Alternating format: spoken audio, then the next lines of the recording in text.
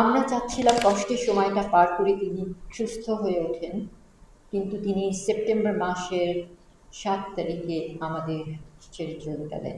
বিভিন্ন পত্রপত্রিকা বা গণমাধ্যমগুলো আমাদের মাধ্যমেই তার সাথে যোগাযোগ করতেন।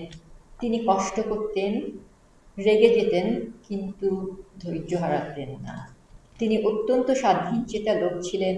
বৃদ্ধ বয়সে নিজের কাজগুলো নিজেই করতে চাইতেন, কারোর উপর নির্ভর করতে চাইতেন না। জুলাই এর শেষে তিনি অসুস্থ হয়ে যখন বিছানায় পড়ে যান, তিনি বুঝতে পারছিলেন শারীরিকভাবে তিনি অক্ষম হয়ে পড়েছেন, দুর্বল হয়ে পড়েছেন। তখন তিনি হতাশ হয়ে পড়ছিলেন। আমরা 3 ভাই বোন ধীরে ধীরে তাকে লক্ষ্য করছিলাম।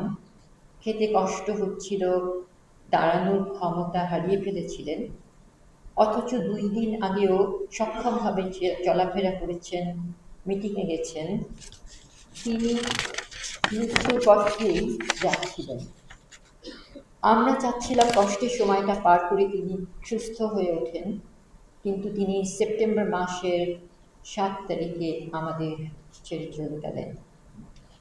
দীর্ঘদিন ধরে যারা প্রতিদিন তার সাথে এসে সাক্ষাৎ করেছেন, সময় দিয়েছেন, আলোচনা করেছেন, তার লেখা এবং বই প্রকাশে সহায়তা করেছেন, বিশেষ করে সংস্কৃতি ও জনযুগের পক্ষে যারা কাজ করেছেন এবং তার সহযোদ্ধা হিসেবে তার সাথে ছিলেন, তাদেরকে আমার এবং আমাদের পরিবারের পক্ষ থেকে ধন্যবাদ জানাই এবং কোনো ভুল ত্রুটির জন্য ক্ষমা প্রার্থনা করি।